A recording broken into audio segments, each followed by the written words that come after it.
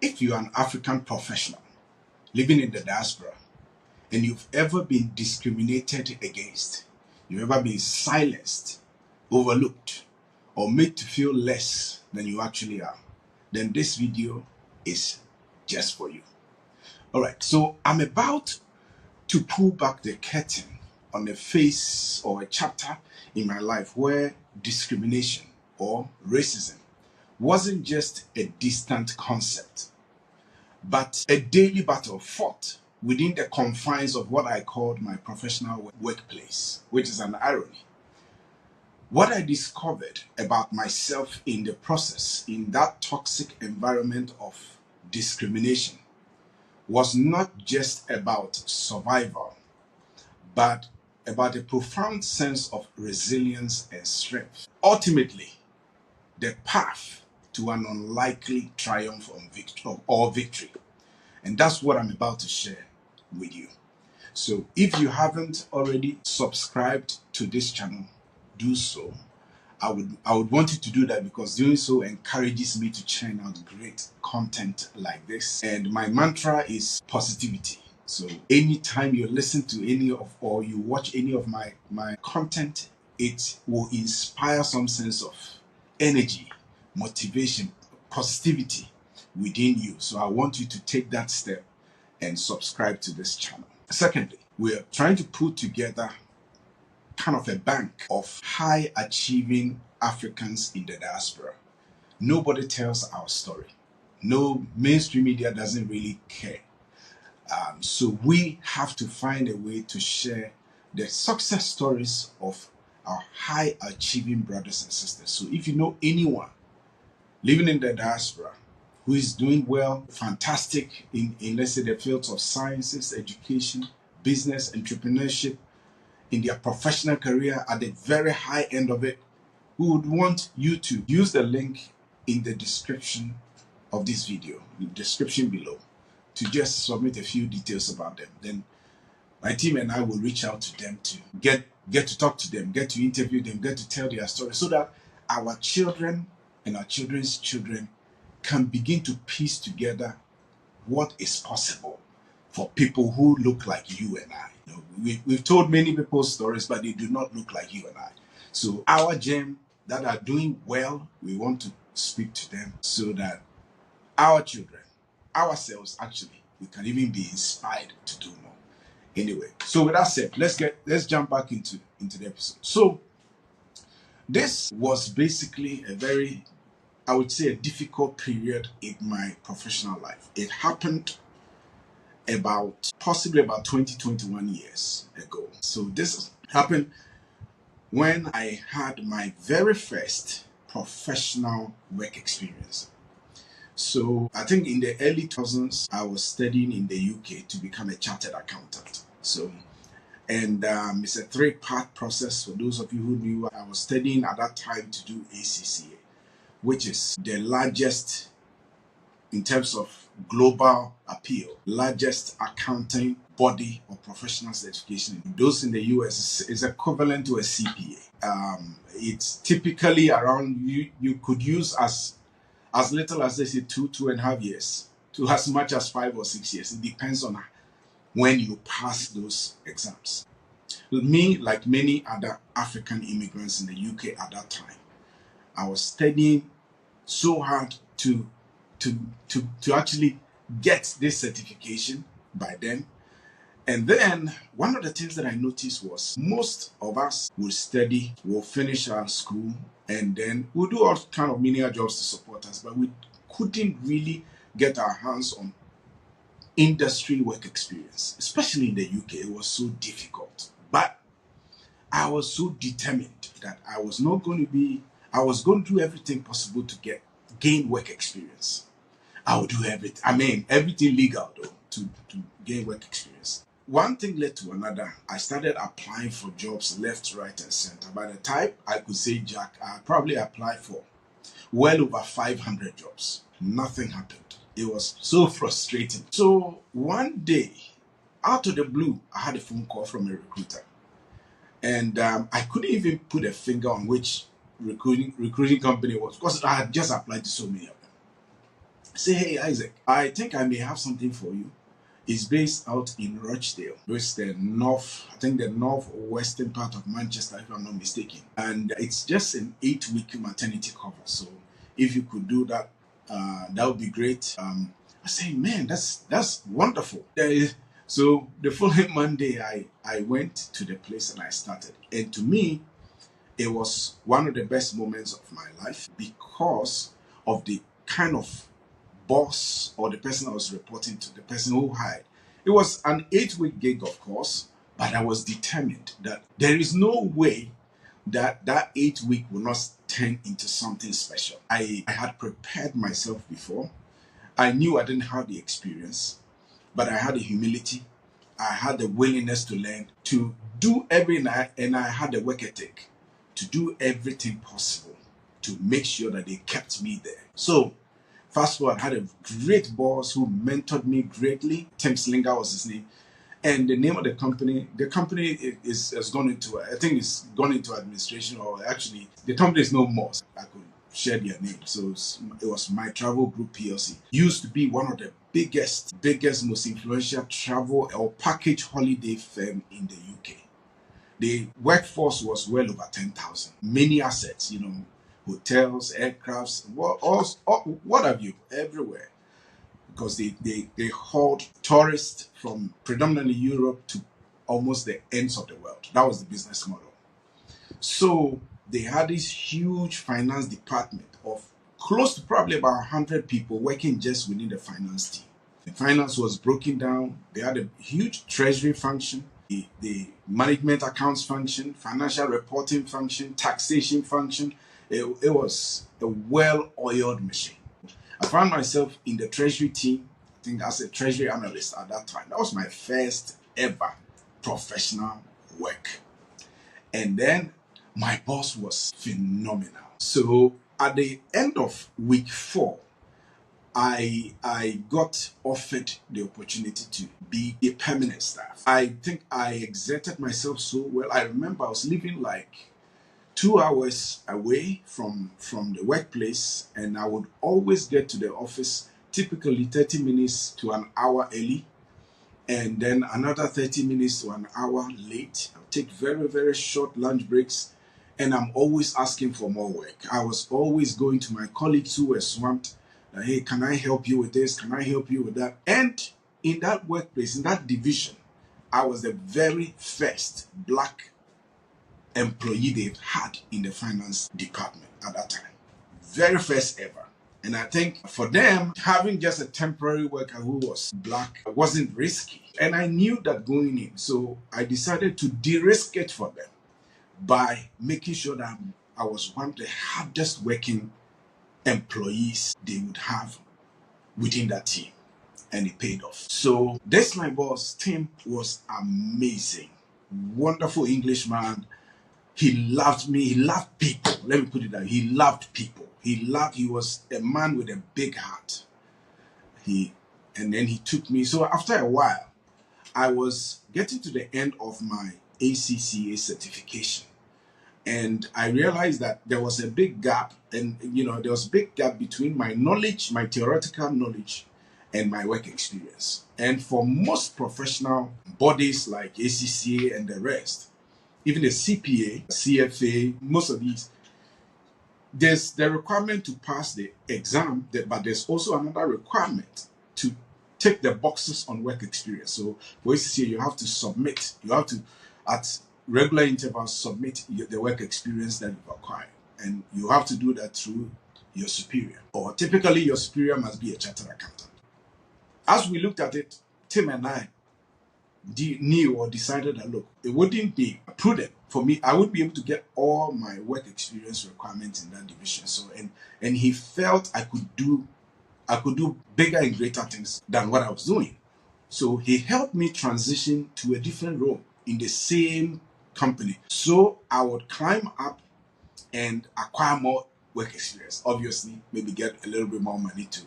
But the man was so good. So I joyfully jumped on this opportunity with his help to go to a different division. And it was more on the management reporting side, management cost reporting, those kind of areas that I went to. And when I went, there was a vacuum at the top. That division leader or the department head had moved out of the company. So they were working on getting a replacement. So within weeks, we found a replacement. Here comes a young lady, young, bright lady who came. She was promoted to become the group financial controller. She wielded so much power, not just within our team, but she had so much influence outside of our team and outside the finance function.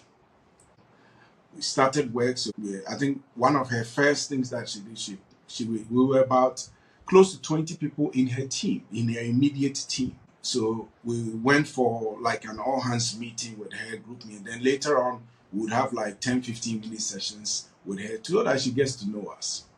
It didn't take me long for me to realize she didn't really like me. And so we had a meeting anyway. And at the meeting, she asked for what are my aspirations and what she can do to help make my work better.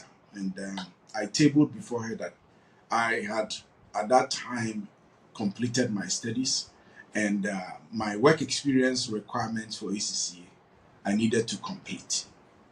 So in doing so, I would need her to help me build up on the remaining part of my work experience, which that department could afford me so easily. And then, so I actually went, downloaded the form and printed it and gave it to her. So she had it on her desk. That okay, oh, we'll you know, I said, oh, we'll work together. She said, hey, don't worry, we'll work together and then we'll get it done, because she has gone through that mill before. She was a chartered accountant through the same professional accounting body. So she knew the ropes. It wasn't anything new to her. So I thanked her and I left. Then we started working. So I think a week or two, no, actually, about less than a month, actually, she wanted to restructure the team to bring more people on to handle bigger tasks. So she recruited 2 other ladies to become like sitting underneath her, who were like assistant financial controllers. So I happened to, she arranged it that I would report to one of the assistant financial controllers. So, which was fine. We started working, and all the work that I was doing, I was exerting myself to the fullest. And one of the things that I had been doing by then, as an immigrant, I think by a couple of years before that, in my frustration, I found myself reading a book, The 7 Habits of Highly Effective People by Stephen Covey.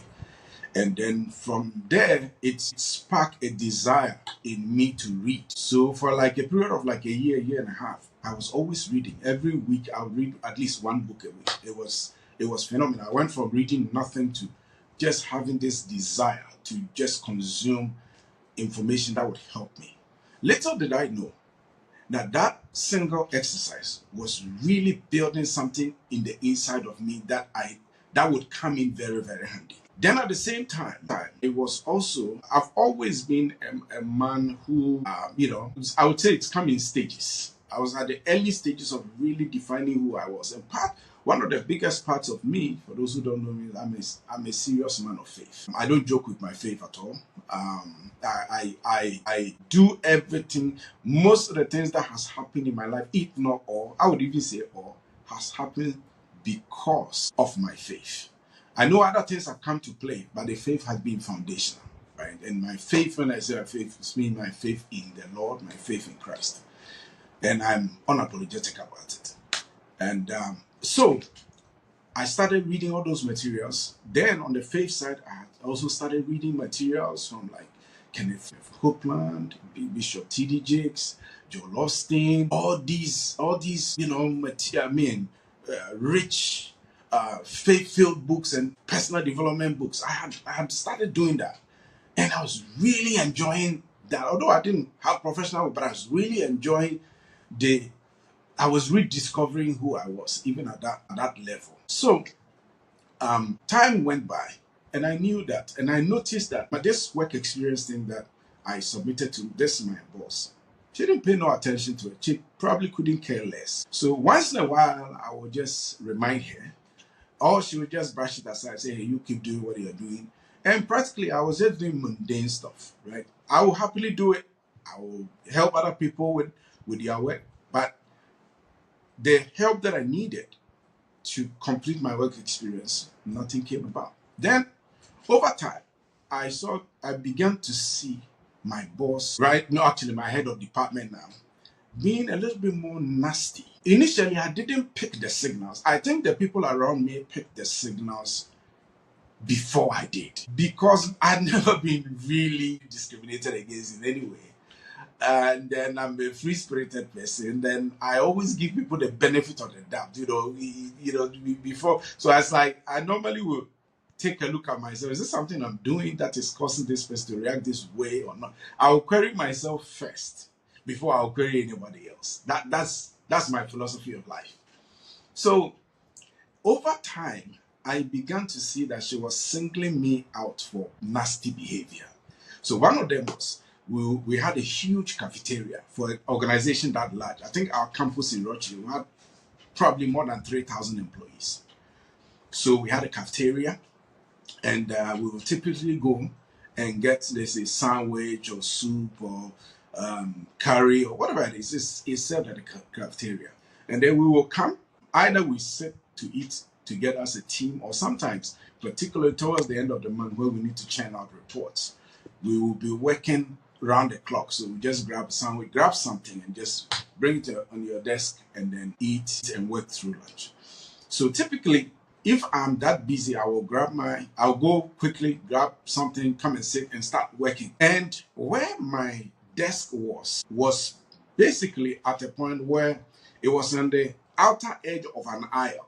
So if you just picture, you have a table, on the right side is a walkway, a long walkway. Right at the edge of my table, you turn right, and there's another long walkway that leads you out to the cafeteria area, to the breakout area, to the meeting rooms. Long walk on my right side, and then once you pass my table, there's no thoroughfare that you can go straight. You have to make a right to go out of that unit. So anybody that's going to use the restroom in my department will walk past me, and when they're returning, they will walk past me also. So I will be, if they are returning, I will be on their right side. If they are leaving, I will be on their left side. That's how it was. And there were some vacant tables behind me. So the next person closest to me was like 2 or 3 tables away. So I was kind of secluded in a way, in a sense, right? So I started experiencing where this lady would come back from lunch, and I'll be working with my sandwich and my thing on the table, and she will just pass a comment. Why you pass comment like this? I don't understand why people always bring smelly food here. So the first time she said that, I was just turning around to find out who she's talking about. Then I noticed that I'm the only one here that could visibly or audibly hear what she was saying. I didn't really put much to it. Then it kept on. Kept on. And the thing is, I noticed that there were other people who wouldn't even who wouldn't go to the cafeteria from other, I would say diaspora people, especially in the IT department and the project management team, who would be having very curries and that had, very, to me, tasty smell, or it looked tasty, but to her, it looked smelly. But she wouldn't even talk about that. That's like, she would single me out to make such derogatory comments like that. So later on, it's like, it started hitting me. Then other people started noticing it. Now, this is where the challenge came in. Very, very soon, we noticed that, especially as other people started noticing it, we also noticed the power that this lady had. The power was above what her position was as a financial controller, or as a group financial controller. Her power went way above that. Very soon it became an open secret that she was sleeping around with the chief financial officer, who also happened at that time to be, I think, acting chief operating officer. And to put it in context, this is a large company. The CEO at that time was an American gentleman. Actually, even this CFO was American as well. But the CEO, for some reason, spent much more time when I was there in the United States than in the UK. So this COO/CFO pretty much became like the godfather of the organization. He was like most revered, most feared, because nobody saw the CEO. Who we saw was the COO or CFO. And he called the shots.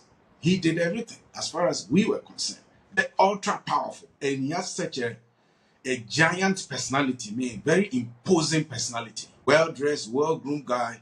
And his voice alone was intimidating. So it went around very quickly. I think the only one who didn't probably notice it was this lady herself. She didn't notice that everybody knew. We knew very well that she was having something to do with this, the romantic thing going on with this man.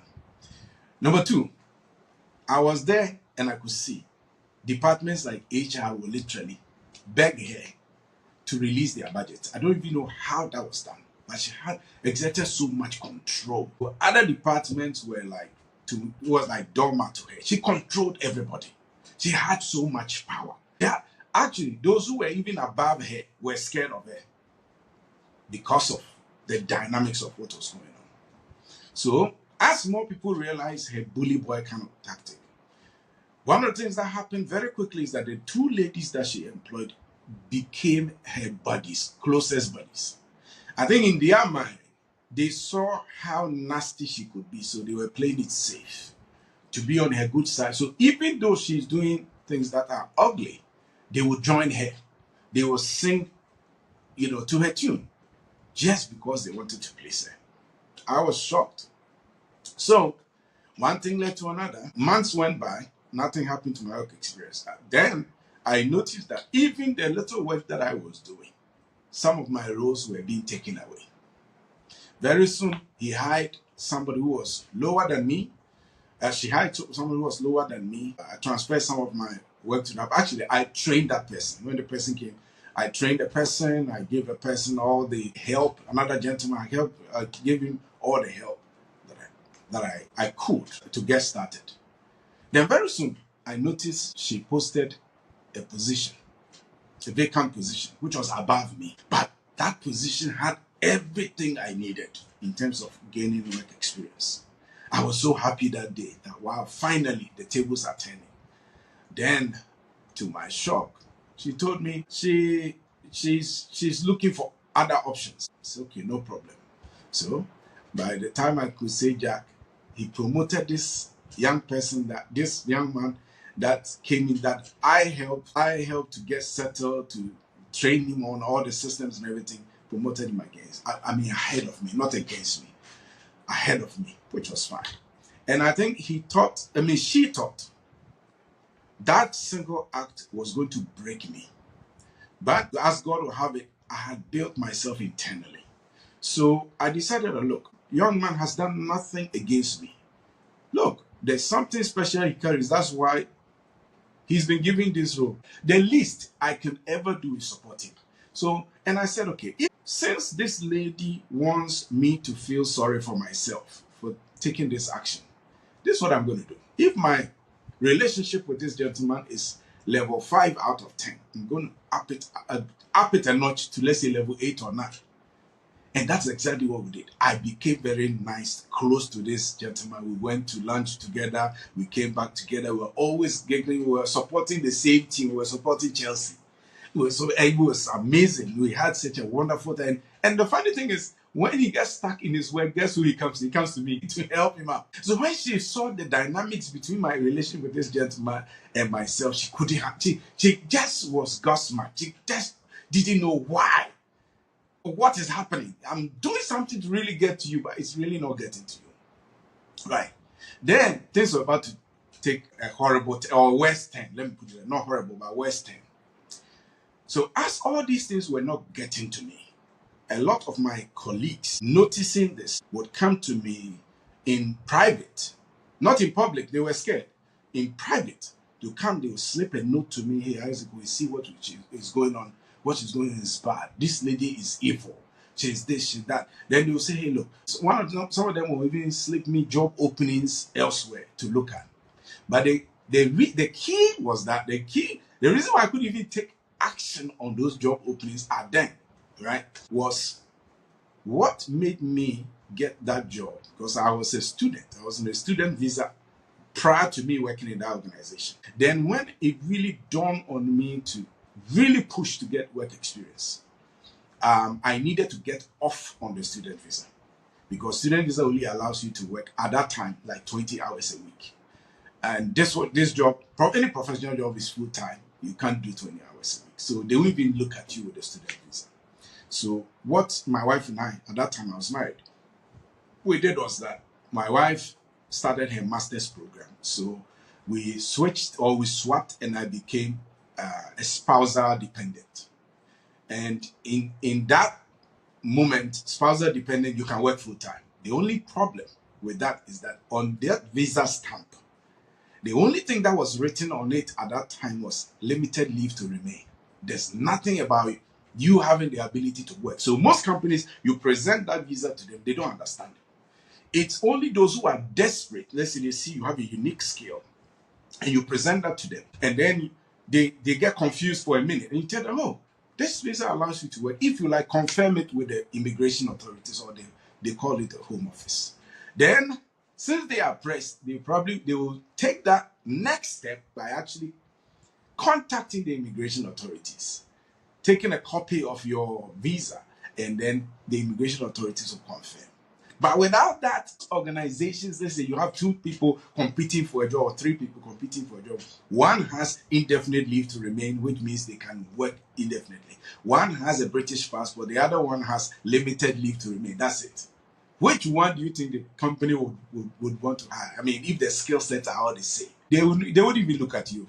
They would look at the other ones. So that's where it was. So it's like once you're able to get yourself locked into your workplace because they took the time to go and verify your status, it's like pretty much you're locked in because trying to move away is such a headache.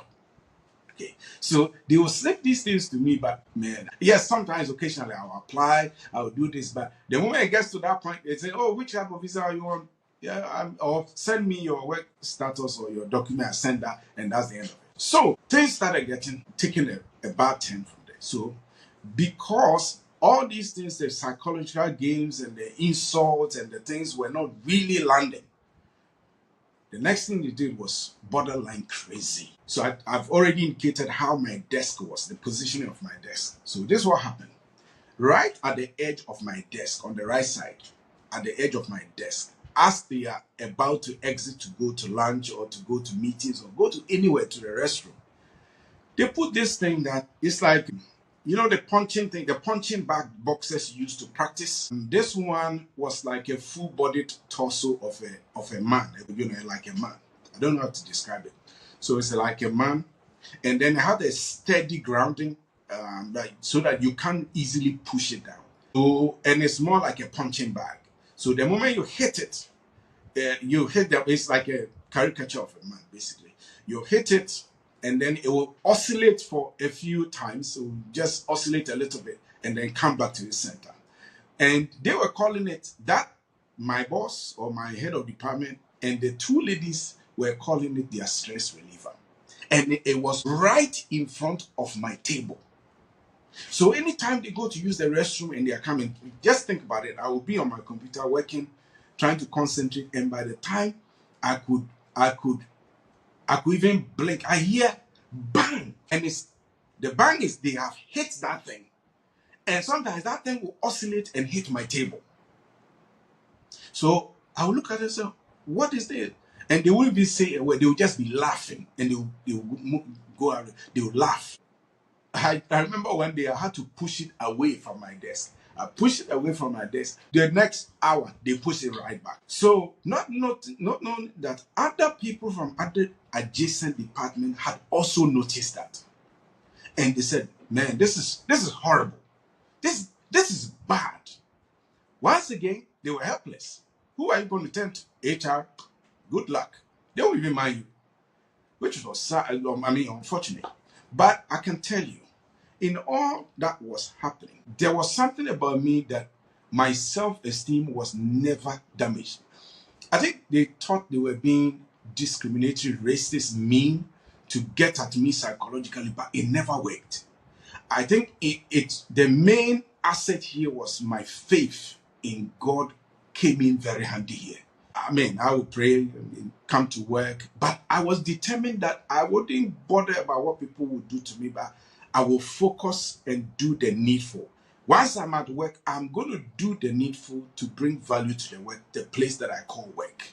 And that was my major preoccupation. And then the second preoccupation was, I am going to make sure that by the time I leave every day, I put a smile on somebody's face. I'm going to be resourceful to people, to my colleagues, people around. I was always having a smile on my face. And I don't think I've ever stopped smiling.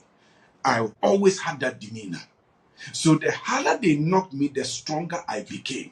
Because it pushed me even further to be more committed to my faith, more committed to personal development. I'll be reading these books. I'll read and read and read and read. And I felt my inner man was being built like a giant. But they were hitting my outer man. You know, it's like a scripture that says, although my outward man perisheth, my inner man is being renewed day by day. That scripture was almost like my daily occurrence. I felt it. You know, I felt it, and I also, in my little word, I felt God's presence with me. So I felt stable, I felt cool. Most people around me were lost for it. They couldn't understand how I could stand this. Because to them, it would have broken them. But it didn't do nothing to me. Even the craziest of them all, which was that punching thing, they will punch it, and then sometimes she will come, she will punch it and swear. You know, the F word. So she will punch it and say the F word as the boss, seriously unprofessional. And she will just pass by my desk and go. And sometimes they will be coming in groups, they will do that and just be giggling. And so the next thing I knew was that almost all my work was taken away from me. Then she inherited a report from her predecessor, which was like some dashboard building. And she gave it to me to dust it off the shelf and recreate that dashboard and send it to her every Tuesday. I did. I started working on that dashboard. Every Tuesday, it takes like 4 days to put it all together. And then every Tuesday at 10 a.m., it should land on her desk. So I did that meticulously.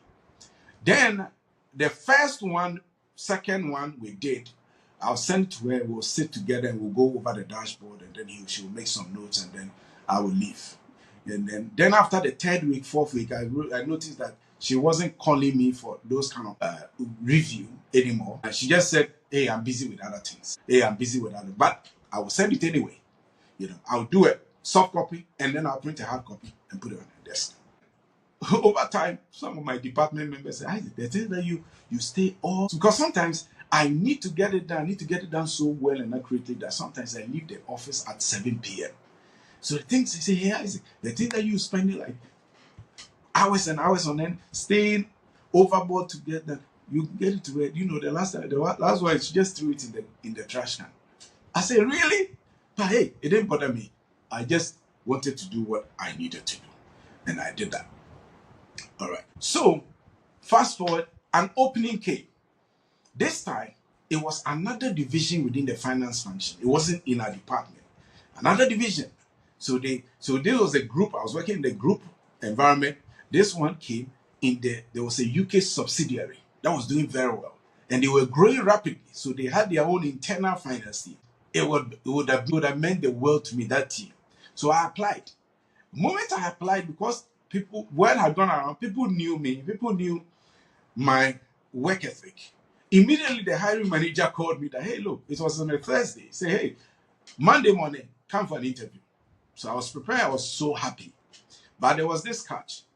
Anytime there's an internal move, you have to, there must be a communication between your boss and the new division that you want to head to their boss. So they have to have that conversation so that they will prepare for the transition, should in case you move. Immediately that conversation was had on Friday morning. Friday afternoon, noon time, I received an email that my interview appointment for Monday had been cancelled. I knew what had happened. I didn't have to take a prophet to tell me that my boss had gone to throw cold, chilled water on my opportunity. It was I wasn't moved. So this thing went on for a while. Then one day, one of my work colleagues, who was so livid with what was going on. I mean, she was so, I would say, pissed off more than I did. Because to her, she could never work in that kind of a toxic environment. And she had a unique background. I think she was Australian, and she had spent a great deal of time growing up in Zimbabwe. She was white, but she had grown up around black people. So she was like more of an advocate internally within herself for me. In a way, she was so angry all the time about what was going on. She wouldn't even talk to these three ladies, even though she reported to the financial controller, but she just didn't like it. One day, we met at the coffee lounge, and then she said, "Hey, Isaac, everybody around knows what's going on, but I met someone this weekend during a party, and that person happens to be a recruiter. I spoke to him about you, and he should find you an opportunity. So take his number, call him, tell him, Tammy says you should call." I thanked her, and I called. Fast forward, I was granted an interview for a big telecoms company in Manchester.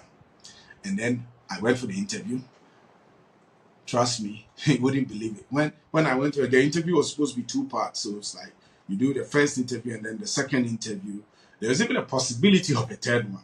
But right after the first interview, the finance director and her team who interviewed me said, "Look, Isaac, we've hired you for the job. It's just medicals. Go and do a urine test. Basically, it's just a drug test.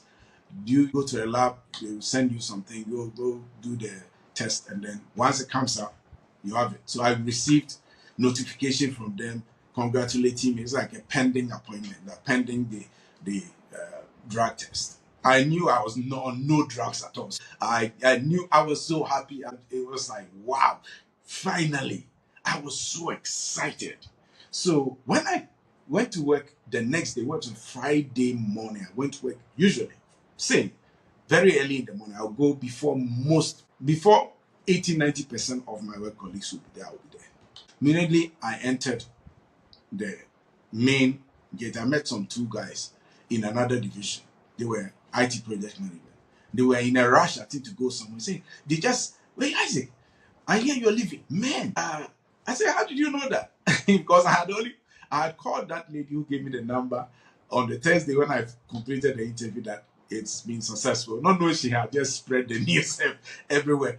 Obviously, my boss didn't know about it because she didn't like my boss. So it's like within the department, they were very excited for me, but they couldn't say anything to my boss and the 2 other ladies. When I was there, they said, "Man, you are the luckiest guy on earth." It's amazing. I didn't really understand why they were saying you are the luckiest guy on earth. So fast forward, I went, sat by my desk. All my team members came, "Man, Isaac, you are lucky. You are." I said, "Why? Why is the lucky part?" They said, "Haven't you heard?" I said, "No. What have I? You haven't heard the news?" I said, "No. Which news?" "That our company, my travel, has just been acquired by a competitor." I said, "Really? When?" They said, "Just this morning. It's all over the news. BBC, ITV, CNN, everywhere. Not CNN, but the UK, ITV, and the rest, Channel 4. It's everywhere." I said, "Wow. Okay, now I understand why you say I'm lucky, because whenever there's a takeover, sometimes there's some kind of attrition. Some people are let go and that kind of thing. So I was thinking along those lines. I said, okay, Lord, I thank you for what you have done. Thank you, God." Then they said, "No. Haven't you heard the other one too?" I said, "Which other one?" He said, "Oh, the financial controller is the first person to be sacked by the acquiring company. She's been fired. As at this morning, she's fired. She's no longer ahead of the." I said, "You kidding me, right?" They said, "Yeah, she has been sacked. Her boyfriend or whatever acquaintance, that chief, whatever financial officer, he too is gone." I said, "Wow, this is crazy. I didn't expect this. I was shocked." So eventually I left the organization. I left, started working for this new company, telecoms company. And then about 3 months or thereabout, I came back from work and I noticed a letter in the mailbox, big brown envelope letter, handwritten. I opened it. Lo and behold, saw my work experience form that my boss was supposed to complete in my prior work, the lady has finally completed it and sent it to me. That's after she was fired and I left the company. I don't even know, to this day, I don't even know how she got my home address. Then the beautiful part is this. Within that letter or that packet was a note that she had handwritten to the tune of, Isaac, I know this thing has delayed. Apologies. I hope it's not too late to submit this. I wanted to tell you that I appreciate all the work you did for me. And frankly, you were one of my most hardworking and best employees in my department. What really struck out to me was your sense of positivity and positive outlook to everything in your life. It baffled my mind how positive you were as a person. And I know that single virtue of yours will take you places. Thank you so much. And it's like I had goose pimples all over me. I didn't have a written address to write her back. But it taught me such a big lesson.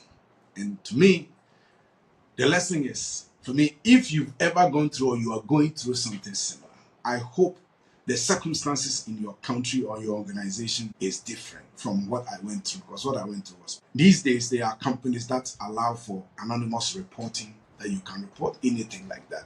So that, quote unquote, the untouchables, people who are too big to be touched, the system can touch them because you cannot report them anonymously. Other organizations, especially in the US, they frown on these completely. And I say this. Yes, this lady did that, but at the same time, there were people in the organization that became my support. They became the undergirding of my support. They were white people too. They were loving people. Yes, my internal strength helped, my faith helped tremendously. But I believe God also used those people to give me strength. Even when I thought I was strong, I probably was at my weakest point.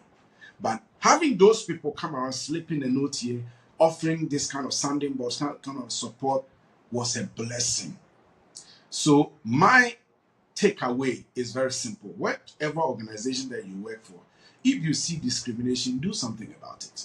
If you see other people around you being discriminated against, do something about it. And if you work for a very small organization or an organization, you've done something about it, nothing is happening, maybe seek legal help. I'm not a lawyer, I can't tell. For me, at that point in my life, I felt so powerless, I couldn't do anything. And at the point, I think because the way I got into that organization, I thought they were doing me a favor for me to stay there. That's how naive I was. Right? So you take those kind of actions, seek help, seek advice, and most importantly, I think no matter what stage in your life, begin to build yourself so that external things don't easily damage you internally, because not many people could survive what I went through. And finally, I believe treat people well. Do good to people and expect nothing back in return. I always had it in mind that whenever I go to the office, I will put a smile on somebody's face. I will be resourceful to people. And I was intentional about it, even though it was the early part of my career. I eventually moved to the US, worked there, and had great relationships. And I can tell you, most of the people that helped my career grow were white people. Wonderful men and women. If I need to mention names, it would be maybe another 3 hours episode. But yeah, I can tell you that there are great people out there. There are good people out there. Unfortunately, there are some really bad people out there. If you find them and you can't stay, please leave. But seek help, and seek help quickly. Also, thank you so much. And I want you to, if you haven't subscribed, please do that to support this channel. All right, peace. God bless.